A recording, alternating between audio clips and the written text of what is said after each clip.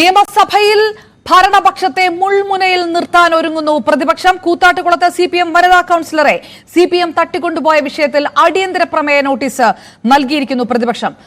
CPM വനിതാ councillor കലാരാജുവിനെ CPM പ്രവർത്തകർ പൊതുജന മധ്യത്തിൽ വസ്ത്രാക്ഷേപം ചെയ്തെന്നും അത് പോലീസ് ഒത്താശയോടെയാണ് നടന്നത് എന്നുമാണ് പ്രതിപക്ഷത്തിന്റെ ആരോപണം. ഇതേസമയം കേസിൽ കൌൺസിലർ കലാരാജുവിന്റെ രഹസ്യമൊഴി ഇന്ന് രേഖപ്പെടുത്തും. Kolenchery judicial first class magistrate കോടതിയിലാണ് മൊഴി രേഖപ്പെടുത്തുക. കേസിൽ അറസ്റ്റിലായ CPM ബ്രാഞ്ച് സെക്രട്ടറി ഉൾപ്പെടെയുള്ള 4 പേരെ ഇന്ന് കോടതിയിൽ ഹാജരാക്കും. കേസിൽ കൂടുതൽ അറസ്റ്റ് ഉണ്ടായേക്കും. വിവരങ്ങളുമായി തിരുവനന്തപുരത്ത് നിന്ന് VV അരുൺ, കൊച്ചിയിൽ നിന്ന് ഡാനി പോളും ചേരുന്നു. ആദ്യം VV അരുണിലേക്ക്. അരുൺ, പ്രതിപക്ഷം കഴിഞ്ഞ ദിവസങ്ങളായി ഉന്നയിച്ചു കൊണ്ടുവരുന്ന വിഷയമാണ് കൂത്താട്ടുകുളത്ത് നടന്നത്. സ്ത്രീ സുരക്ഷ എന്ന് ഉയർത്തിപ്പിടിക്കുന്ന സർക്കാരിന്റെ പാർട്ടി അതിന് വിഘാതമായിട്ടുള്ള ഒരു കാര്യം അവരുടെ സ്വന്തം കൗൺസിലറോട് തന്നെ കാണിച്ചു എന്ന തരത്തിലുള്ള ആരോപണം. അത് കൂത്താട്ടുകുളത്തെ പ്രാദേശിക തലത്തിൽ നിന്ന് സംസ്ഥാന തലത്തിലേക്ക് കൂടി ഉയർത്തിപ്പിടിച്ചുകൊണ്ടുള്ള ആക്രമണത്തിലേക്ക് കടക്കുമെന്നുള്ള സൂചനകൾ നേരത്തെ തന്നെ ഉണ്ടായിരുന്നതാണ്. അത് ഏത് തരത്തിലാണ് പ്രതിരോധിക്കുക? ഭരണപക്ഷം പ്രത്യേകിച്ച് കേസുകൾ കൂടി എടുത്തു വരികയും രഹസ്യമൊഴി നൽകാൻ കലാരാജു തയ്യാറാവുകയും ചെയ്ത സാഹചര്യത്തിൽ പ്രതിരോധിക്കാൻ CPM-ന് കഴിയുമോ?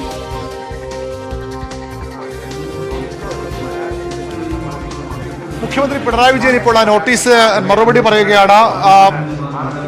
പിറവം MLA അനൂപ് ജേക്കബാണ് നോട്ടീസ് നൽകിയത്. കൂത്താട്ടുകുളം നഗരസഭയിലെ CPM കൗൺസിലർ കലാരാജുവിനെ CPM നേതാക്കളും ഗുണ്ടകളും പൊതുജന മധ്യത്തിൽ വസ്ത്രാക്ഷേപം ചെയ്യുകയും പോലീസ് ഒത്താശയോടെ തട്ടിക്കൊണ്ടുപോവുകയും ചെയ്ത സംഭവം സഭ നിർത്തി വെച്ച് ചർച്ച ചെയ്യണമെന്നാണ് പ്രതിപക്ഷ അനൂപ് ജേക്കബ് നൽകിയ നോട്ടീസിൽ പറയുന്നത്. ഇപ്പോൾ അവിടെ ഉണ്ടായ സംഭവങ്ങൾ, ഈ നഗരസഭയിലെ അവിശ്വാസ പ്രമേയ വോട്ടെടുപ്പ് തുടങ്ങിയ കാര്യങ്ങളിൽ മുഖ്യമന്ത്രി ആ കാര്യങ്ങൾ വിശദീകരിക്കുകയാണ്. അതിൽ പോലീസ് നടപടികൾ മുഖ്യമന്ത്രി വിശദീകരിക്കുകയാണ്. അവിടെ അവിശ്വാസ പ്രമേയ ചർച്ചയുണ്ടായിരുന്നു. കൗൺസിലറുടെ അവിടെയാണ് ഈ അനിഷ്ട സംഭവങ്ങൾ ഉണ്ടായത്. കൗൺസിലറുടെ മകന്റെ പരാതിയുടെ അടിസ്ഥാനത്തിൽ കേസെടുത്തു. ഇതുവരെ 4 പേരെ അറസ്റ്റ് ചെയ്തു. ഈ CPM പ്രവർത്തകർ 4 പേരെ അറസ്റ്റ് ചെയ്തെന്നാണ് മുഖ്യമന്ത്രി വ്യക്തമാക്കുന്നത്. ഇത് സഭ നിർത്തി വെച്ച് ചർച്ച ചെയ്യേണ്ട ആവശ്യമില്ല എന്ന ഈ നോട്ടീസിന്റെ പ്രാഥമിക മറുപടിയിൽ മുഖ്യമന്ത്രി വ്യക്തമാക്കി. ഇപ്പോൾ നോട്ടീസ് അവതരിപ്പിച്ചുകൊണ്ട് അനൂപ് ജേക്കബ് സംസാരിക്കുകയാണ്. നമുക്കറിയാം CPM-നെതിരെ വലിയ ഒരു പ്രചരണ വിഷയം, ഒരു പ്രാദേശിക വിഷയമായി മാറേണ്ട സംഭവമാണെങ്കിൽ പോലും അത് കൗൺസിൽ തട്ടിക്കൊണ്ടുപോയി എന്ന CPM-ന്റെ നഗരസഭാ കൗൺസിൽ തന്നെ വന്ന് CPM-നെതിരെ നിലപാടെടുക്കുമ്പോൾ അത് സംസ്ഥാനത്ത് തന്നെ ചർച്ച ചെയ്യപ്പെട്ട വിഷയമായി പ്രതിപക്ഷം കാണുകയാണ്. ആ വിഷയമാണിപ്പോൾ ഇന്ന് റൂൾ 50 നോട്ടീസായി സഭയിൽ വന്നത്. അതിലിപ്പോൾ നോട്ടീസ് അവതരിപ്പിച്ച് അനൂപ് ജേക്കബ് സംസാരിക്കുന്നു. ഈ പ്രതിപക്ഷത്തിന്റെ ആരോപണങ്ങൾ അത്ര അടിയന്തര സ്വഭാവമുള്ളതല്ല, അതുകൊണ്ടാണ് അതിപ്പോൾ ചർച്ച ചെയ്യേണ്ട നിലപാടിലേക്ക് മുഖ്യമന്ത്രി ഈ പ്രാഥമിക മറുപടി എത്തിയത്. തുടർന്ന് നോട്ടീസ് അവതരിപ്പിച്ച അനൂപ് ജേക്കബ് സംസാരിച്ച ശേഷം വീണ്ടും മുഖ്യമന്ത്രി ഇതിന്റെ വിശദമായ മറുപടി നൽകും. ഈ കലാരാജുവിനെ അടിച്ച് താഴെയിട്ട് വാഹനത്തിൽ കടത്തിക്കൊണ്ടുപോയി എന്നാണ് ഇപ്പോൾ അനൂപ് ജേക്കബ് ആരോപിക്കുന്നത്. സ്ത്രീ സുരക്ഷയെ പറ്റി പറയുന്ന സർക്കാരാണ്. എന്ത് സ്ത്രീ സുരക്ഷയാണ് അവിടെ ഉണ്ടായെന്ന ചോദ്യമാണ് ഇപ്പോൾ അനൂപ് ജേക്കബ് ഉന്നയിക്കുന്നത്. അവരുടെ കാല് വെട്ടിയെടുക്കുമെന്ന് പറയുന്നതാണോ നിങ്ങളുടെ സ്ത്രീ സുരക്ഷ എന്ന മുഖ്യമന്ത്രിയുടെ മുഖത്ത് നോക്കി അനൂപ് ജേക്കബ് ചോദിക്കുകയാണ്. സ്ത്രീ സുരക്ഷയ്ക്ക് വേണ്ടി വലിയ പ്രാധാന്യം നൽകുന്ന, സ്ത്രീകൾക്ക് വേണ്ടി ആ നിലപാടെടുക്കുന്ന സർക്കാർ മുഖ്യമന്ത്രി എന്ന് അവകാശപ്പെടുന്നു. അവരെ ചവിട്ടി താഴെയിട്ട് വലിച്ചിഴച്ച് കാറിൽ കയറ്റിയതാണോ, അവരുടെ കാല് വെട്ടിയെടുക്കുമെന്ന് ഭീഷണിപ്പെടുത്തിയതാണോ നിങ്ങളുടെ സ്ത്രീ സുരക്ഷ എന്ന് അനൂപ് ജേക്കബ് ചോദിക്കുന്നു. ഈ സർക്കാരിന്റെ അവസാന കാലം എത്തുമ്പോൾ സ്ത്രീകളെ പട്ടാപ്പകൽ പാർട്ടിക്കാർ തന്നെ തട്ടിക്കൊണ്ടുപോകുന്ന അവസ്ഥയിലേക്ക് കേരളം മാറുന്നു എന്ന ഗുരുതരമായ ആരോപണമാണ് അനൂപ് ജേക്കബ് ഇപ്പോൾ സർക്കാരിനെതിരെ ഉന്നയിക്കുന്നത്. മുഖ്യമന്ത്രി ഇതിന് വിശദ മറുപടി നമുക്കറിയാം. ഏറ്റവും ഒടുവിൽ ഹണി റോസിന്റെ കേസിൽ പോലും മുഖ്യമന്ത്രി നിലപാട് വ്യക്തമാക്കിയതാണ്. സ്ത്രീകൾക്കെതിരെ ഒരു തരത്തിലുള്ള അക്രമവും സർക്കാർ അനുവദിക്കില്ല. സ്ത്രീ സുരക്ഷ സർക്കാരിന്റെ പ്രഖ്യാപിത നയമാണ്. ആ നയത്തെയാണ് ഇപ്പോൾ പ്രതിപക്ഷം ചോദ്യം ചെയ്യുന്നത്. ഒരു കാരണവശാലും ഈ സർക്കാരിന്റെ അവസാന കാലത്താകുമ്പോൾ ഇത്തരത്തിൽ വലിയ അക്രമങ്ങൾ സ്ത്രീകൾക്കെതിരെ, അതും CPM-ന്റെ കൗൺസിലർക്കെതിരെ പോലും ഉണ്ടാകുന്നു എന്ന ആരോപണമാണ് അനൂപ് ജേക്കബ് ഉന്നയിക്കുന്നത്. ഞാൻ തിരികെ എത്താം. VV അരുൺ, നിയമസഭയിൽ വലിയ പ്രതിഷേധത്തിലേക്ക് കടക്കുമ്പോൾ ഡാനി പോൾ കൊച്ചിയിൽ നിന്ന് ചേരുകയും ചെയ്യുന്നു. ഡാനി, ഈ വിഷയവുമായി ബന്ധപ്പെട്ട് ഇത് അന്വേഷണം വിധേയമാക്കട്ടെ, എല്ലാ കാര്യങ്ങളും പുറത്തേക്ക് വരും. അവിടെ അവിശ്വാസ പ്രമേയ ചർച്ചയുമായി ബന്ധപ്പെട്ട് 4 ദിവസം എവിടെയാണ് മാറി നിന്നത് കലാരാജു എന്നതടക്കമുള്ള കാര്യങ്ങളിൽ വലിയ ആത്മവിശ്വാസമാണ് പ്രകടിപ്പിച്ചുകൊണ്ടിരുന്നത് CPM പ്രാദേശിക നേതൃത്വവും അതോടൊപ്പം തന്നെ സംസ്ഥാന നേതൃത്വവും. പക്ഷേ കലാരാജു കൃത്യമായി രഹസ്യമൊഴി കൊടുക്കാൻ തയ്യാറാകുന്നു.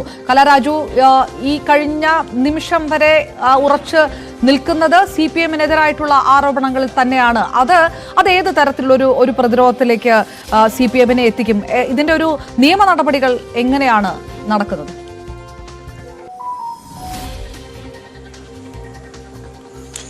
അപർണ, ഇന്ന് രാവിലെയും കലാരാജുവിനോട് നമ്മൾ സംസാരിച്ചു. ഇന്ന് രാവിലെ നേരിട്ട് ആശുപത്രിയിലെത്തി തന്നെ അവരോട് സംസാരിക്കുകയും ചെയ്തിരുന്നു. അവര് കൃത്യമായി അവർ ഉന്നയിച്ച വിഷയങ്ങളിൽ അവർ ഉറച്ചു നിൽക്കുന്നു എന്നതാണ്.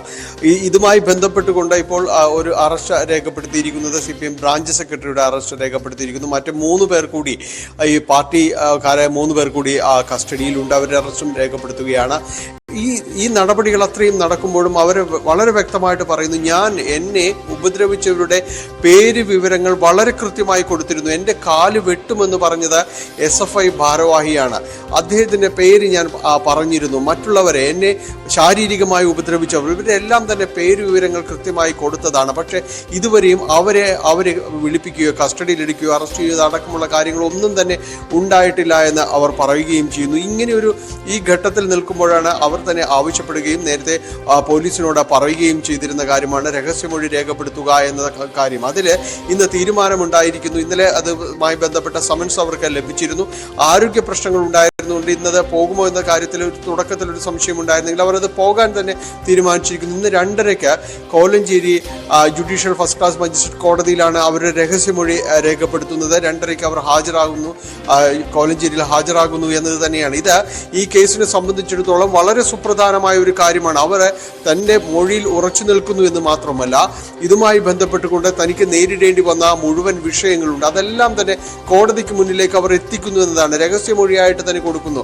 164 പ്രകാരം ഇത് നൽകുമ്പോൾ അത് ഗുരുതര സ്വഭാവത്തോടുകൂടി ഈ കേസ് മാറുന്നു എന്നതാണ്. അവർക്ക് നേരിടേണ്ടി വന്ന ബുദ്ധിമുട്ടുകൾ അവർ തന്നെ പറയുന്നു. എന്നെ ഒരു സ്ത്രീ എന്ന രീതിയിൽ ഒട്ടും തന്നെ സഹിക്കാൻ പറ്റാത്ത കാര്യങ്ങളാണ് ആ പൊതുജന മധ്യത്തിൽ വെച്ച് ഈ പാർട്ടിക്കാർ തന്നെ ചെയ്തു കൂട്ടിയത്. അതിൽ പല ഉന്നത നേതാക്കളടക്കം സാക്ഷികളായി അവിടെ ഉണ്ടായിരുന്നു. അപ്പോൾ ഇത്തരം കാര്യങ്ങളെല്ലാം തന്നെ പരാമർശ വിധേയമാകുന്നു എന്നത് തന്നെയാണ്. അത് രഹസ്യമൊഴിയായി രേഖപ്പെടുത്തുകയും ചെയ്യുമ്പോൾ ഈ കേസിൻ്റെ മറ്റൊരു മാനമാണ് വരുന്നത്. അതിൽ തുടർ നടപടി എടുക്കാൻ തന്നെ നിർബന്ധിതരാകുന്ന ഒരു സാഹചര്യത്തിലേക്ക് പോകുമ്പോൾ CPM വളരെ വലിയ പ്രതിരോധത്തിലേക്ക് തന്നെയാണ് നീങ്ങുന്നത്. കൂത്താട്ടുകുളത്തെ ഒരു പ്രാദേശിക വിഷയം എന്നതിൽ കവിഞ്ഞുള്ള ഒരു മാനത്തിലേക്ക് ഈ കേസ് വന്നിരിക്കുന്നു എന്നത് തന്നെയാണ് അപർണ.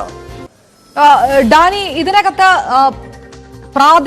നിയമസഭയിലുള്ള ഒരു പ്രതിഷേധത്തിനപ്പുറത്തേക്ക് പ്രാദേശികമായിട്ട് കൂടി ഉറ്റുനോക്കുന്നുണ്ട് കോൺഗ്രസിനെ സംബന്ധിച്ചിടത്തോളം. അത് കലാരാജുവിന്റെ പിന്തുണ, ഒരുപക്ഷെ കലാരാജു ഇനി എടുക്കാൻ പോകുന്ന രാഷ്ട്രീയ നിലപാട് അത് തീരുമാനിച്ചിട്ടില്ല എന്ന് പറയുന്നിടത്ത് പോലും അത്തരത്തിലുള്ള കാര്യങ്ങൾ എങ്ങനെയാണ് പ്രാദേശികമായിട്ട് നടക്കുന്നത്? കോൺഗ്രസ് ഇതിന് 2 തലമാണോ ഉദ്ദേശിക്കുന്നത്? നിയമസഭയിൽ ഭരണപക്ഷത്തെ ആക്രമിക്കുന്നതിനൊപ്പം കൂത്താട്ടുകുളത്തുള്ള ഭരണ സുസ്ഥിരത അല്ലെങ്കിൽ ഭരണം പിടിച്ചടക്കലുമായി ബന്ധപ്പെട്ടുകൂടി കോൺഗ്രസ് നീക്കങ്ങൾ നടത്തുന്നുണ്ടോ ഇതിനകത്ത്?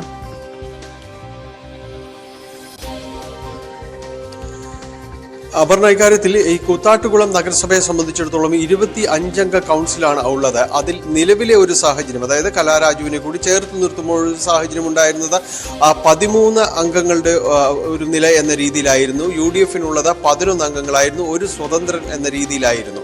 എന്നാൽ കലാരാജു CPM-ഉമായിട്ട് അകലുകയും അവരെ ഈ അവിശ്വാസ പ്രമേയം കൊണ്ടുവരുമ്പോൾ അത് UDF-ന് അനുകൂലമായൊരു സാഹചര്യം സൃഷ്ടിക്കുന്ന രീതിയിലേക്കെല്ലാം തന്നെ പോകുന്നു എന്ന രീതിയിൽ തന്നെയായിരുന്നു. അതുകൊണ്ടാണ് CPM ഏത് വിധേനയും LDF ഇതിനെ പ്രതിരോധിക്കാൻ തന്നെ തീരുമാനിക്കുകയും ചെയ്തത്. നിലവിൽ കുറുമാറ്റം അടക്കമുള്ള ഒരു സാഹചര്യങ്ങളും ഇതെല്ലാം തന്നെ നിലനിൽക്കുന്നുണ്ടെങ്കിൽ കൂടിയും ഈ വിഷയത്തിൽ CPM അത് പ്രതിരോധത്തിൽ നഗരസഭയ്ക്കകത്ത് ആകുമെന്ന കാര്യത്തിൽ യാതൊരുവിധ സംശയവുമില്ലായിരുന്നു. ഇനി മുന്നോട്ട് പോകാൻ കഴിയില്ല എന്ന രീതിയിലേക്ക് കലാരാജു എത്തിച്ചേർന്നിരുന്നു. അത് അവർ വ്യക്തമാക്കുകയും ചെയ്തിരുന്നു. അങ്ങനെയാണ് ഇവരെ അവിടെ നിന്ന് മാറ്റി നിർത്താനായിട്ട് തന്നെയും തീരുമാനിക്കുകയും ചെയ്തതെന്നാണ് അവർ പറയുന്നത്. തന്നെ തട്ടിക്കൊണ്ടുപോകൽ അടക്കമുള്ള കാര്യങ്ങൾ ആ രീതിയിലേക്കാണ് വന്നതെന്ന് പറയുന്നു. എന്തായാലും കൂത്താട്ടുകുളത്ത് ഇപ്പോൾ അതിൽ ഒരു UDF-ന് ഒരു അപ്പർ ഹാൻഡ് എന്ന രീതിയിലേക്ക് കാര്യങ്ങൾ വരും. കലാരാജു CPM വിടുകയാണെങ്കിൽ എന്ന കാര്യത്തിൽ സംശയമൊന്നുമില്ല. രാഷ്ട്രീയപരമായ ഒരു എഡ്ജ് അവർക്ക് ആ മേഖലയിൽ തന്നെ ലഭിക്കുകയും ചെയ്യും. അതുകൊണ്ട് തന്നെയാണ് അനൂപ് ജേക്കബ്, അതോടൊപ്പം തന്നെ മാത്യു കുഴൽനാടൻ തുടങ്ങിയ MLA-മാർ ഈ വിഷയത്തിൽ വളരെ സജീവമായിട്ട് കൊണ്ട് നേരിട്ട് തന്നെ ഈ വിഷയം തുടക്കം മുതൽ തന്നെ ഉണ്ടായിരിക്കുകയും ചെയ്തത്. DCC നേതൃത്വം മുഹമ്മദ് ഷിയാസ് അടക്കമുള്ളവർ അവിടെ നേരിട്ടെത്തുകയും ഈ സമര പരിപാടികൾക്കും ഉപരോധത്തിനും അടക്കം നേതൃത്വം നൽകുകയും എല്ലാം തന്നെ ചെയ്തു. ഇന്നലെ വലിയ രീതിയിൽ അവിടെ ഒരു പ്രതിഷേധ റാലി നടന്നു, പ്രതിഷേധ യോഗം ബെന്നി ബെഹനാൻ MP ഉദ്ഘാടനം ചെയ്യുകയും ചെയ്തു. അങ്ങനെ രാഷ്ട്രീയപരമായി ഈ വിഷയത്തെ തങ്ങൾക്കൊപ്പം നിലനിർത്തുക എന്ന രീതിയിലേക്ക് UDF ഒരു പടി മുന്നിലാണ് എന്ന് തന്നെ പറയേണ്ടി വരുന്നു അവിടെ.